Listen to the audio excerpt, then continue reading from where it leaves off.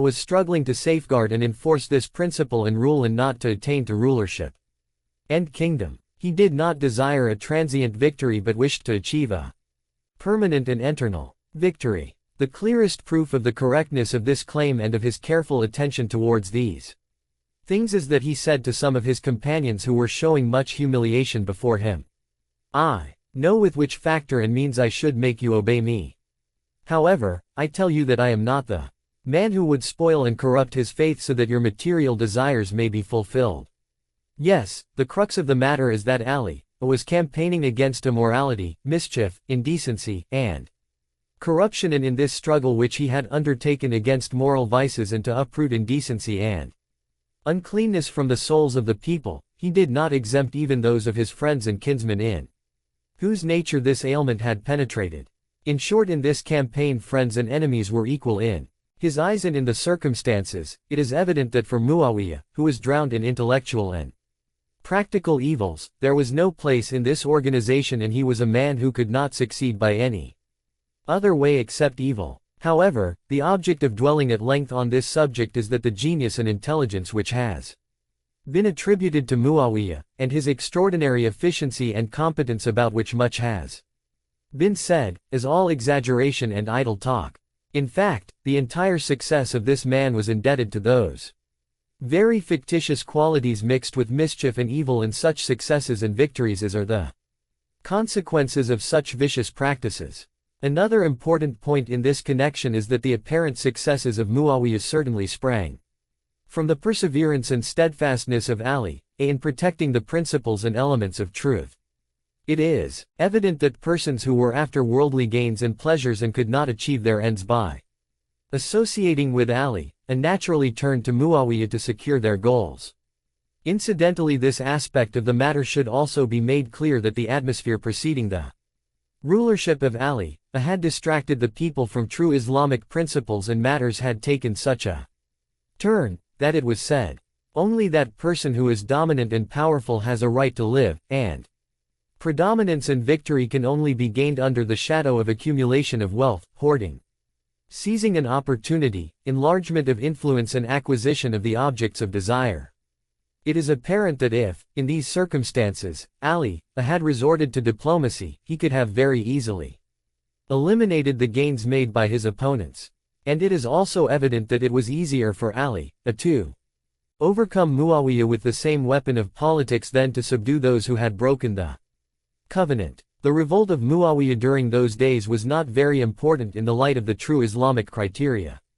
The real danger arose from the causes and effects of the prevailing atmosphere, and the danger of resistance and perseverance in seeking absolute truth was the greatest of all. However, despite all these conditions and circumstances, it must be admitted that the most important factors were perseverance, resistance, and steadfastness in protecting and supporting absolute truth, and ignoring the suggestions of those who asked Imam Ali to resort to compromises and flattery. At present, however, we are involved in an irremediable trouble in Syria, and a person who has revolted will not submit unless he is killed or defeated. In the circumstances, we should forestall him. I would, therefore, request you to issue orders for mobilization. Ashtar and others who were of the same opinion supported Amar's view. Soon afterwards Ali received news of the mobilization of Muawiyah's forces, and it became certain that Muawiyah was on the war path and was preparing to attack. The commander of the faithful, therefore, equipped an army consisting of 190,000 warriors and proceeded to Siffin at the head of this army. In this army as well the commander of the cavalry was Amar.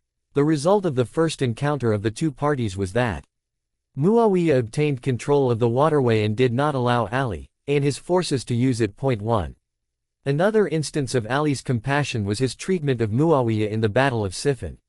Muawiyah's soldiers had sealed off the Euphrates River. When Ali's army found that their expected supply of water had been intercepted, Ali sent a message to Muawiyah saying that Muawiyah should not seal off access to the water. Muawiyah replied that he would deny them use of the water. Ali sent Malik Ashtar with a unit of cavalry. He pushed back Muawiyah's army and secured access to the Euphrates. The companions said, "O Ali, let us retaliate and deny them water, so that the enemy may die of thirst and the battle will be over. Ali said, "No. By Allah, I will not retaliate by following their example. Let their troops have access to the Euphrates too." Before the brave and distinguished warriors of Badr and the Muhajirs and the Ansar and the soldiers of Muzar and Rabi, and the chiefs of Yemen and Iraq could commence fighting and achieve any result from it, Ashtar, in order to achieve victory, put forward suggestions which obliged Muawiyah and his minister to resort to cold war by discussion, debate, oration, lecturing and sending letters. These were the prerequisites for such a war. It is evident that the superiority of the supporters of Ali, in this cold war was as much established in the minds of the enemies as their superiority in the matter of swordsmanship. If there were Muawiyah, Amr al-As and his son Abdullah in that party, there were on this side, besides Imam Ali, great orators like Abdullah ibn Abbas, Ammar ibn Yasir, Malik Ashtar, Ash'ath ibn Qays. Although a hypocrite, Anaf ibn Qays, Uthman ibn Hunayf, Saysha ibn Sohan, Adi ibn Hatim and hundreds of others from amongst the Muhajirs and the Ansar of Badr, all of whom possessed intelligence, insight, sagacity and experience and were very eloquent, whereas the persons in the opposite row did not possess these qualities. Muawiyah and his minister, Amr al-As were persons who were extreme opportunists. They had gained experiences regarding the conduct of Ali, in the Battle of Basra to utilize them at the opportune time. They had now acquired an opportunity and wanted to profit from those experiences. Hence, to strengthen the morale of the Syrian soldiers and to dodge military action they resorted to stratagems.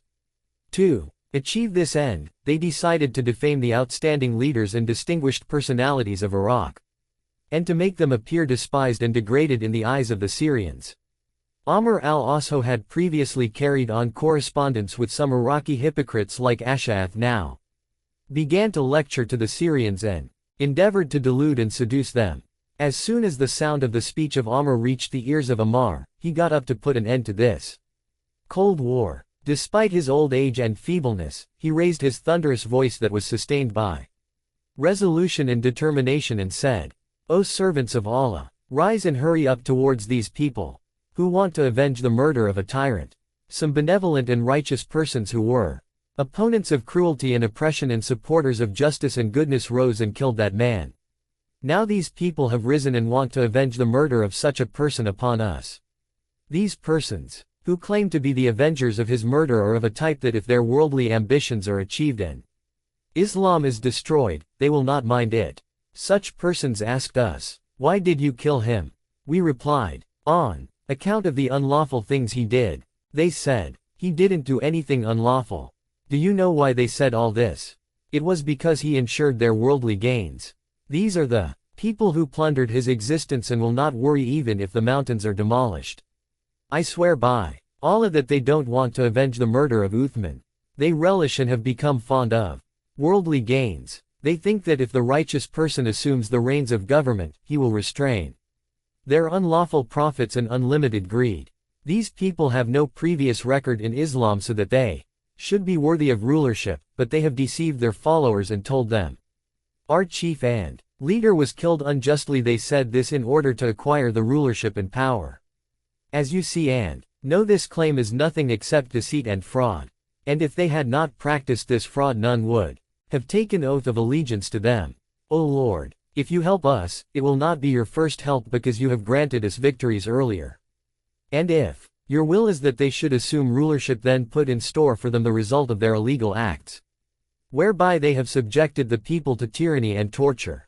When Ammar concluded his speech and enlightened the minds of the hearers in all respects, he ordered his standard-bearer, Hashim Markal, to advance, and said, "May my parents be your ransom.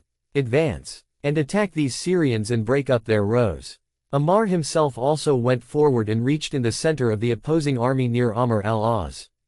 Addressing Amr, he said, "O Amr, you have sold your faith for the sake of Egypt. Woe be to you! What mischiefs and evils have you roused against Islam?"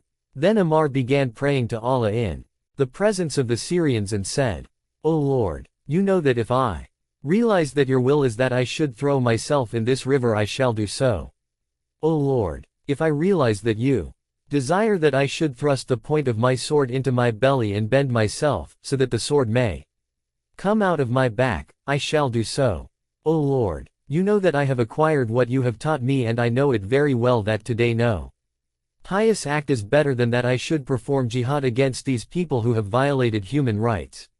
And if I come to know that in the present circumstances there is an act which is liked by you more, I shall perform it. As soon as Amr heard these words of Ammar, he left the battlefield and hid himself.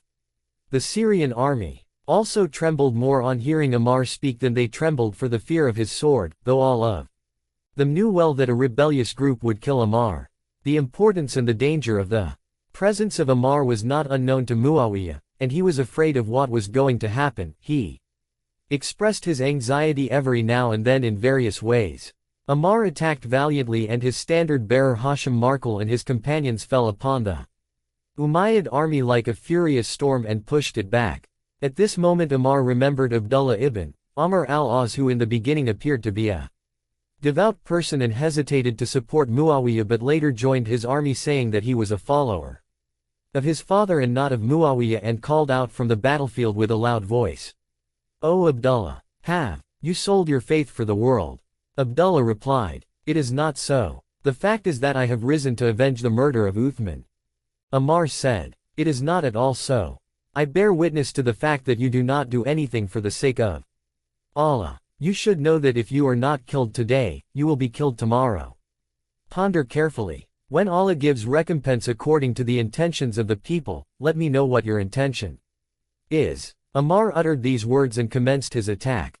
This attack by Ammar was the commencement of an extensive battle during which the most severe and the most intense scenes of war were witnessed continuously for 3 days and nights. The third night of this battle is known as Laylatul Harir. In the afternoon of the day of the battle, Ammar called back his soldiers from the front for rest. When his soldiers were resting, the people were saying to one another, "The enemy will be immune this night from the blows of the swords of Ammar's soldiers." Ammar was hearing these words and sharpening his sword and stimulating and equipping with arms his standard-bearer and brave officer Markal.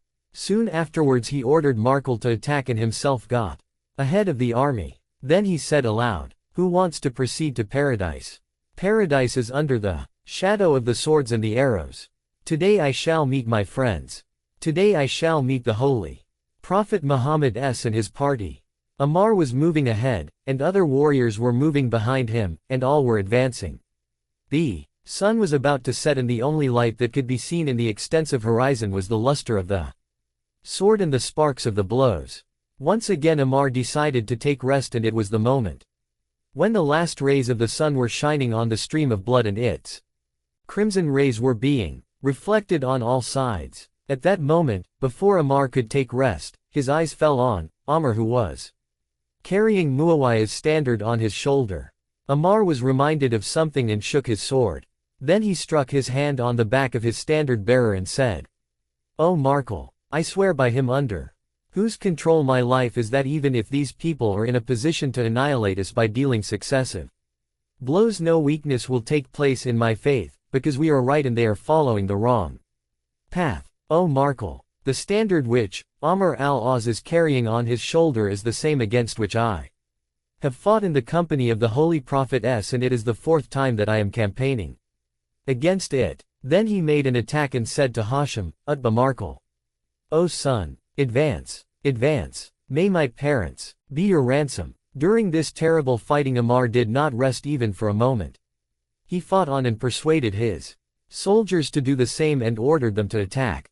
He continued attacking the enemy like deadly lightning till the 3rd day of the battle arrived. On that day the fighting reached its climax and continued unabated. For the self-sacrificing warriors who accompanied Ammar, it was immaterial whether they killed or were killed. Ammar, the old man, who was 94 years of age, was fasting, and despite this, he made deadly attacks on the enemy and pushed his standard-bearer Hashim forward.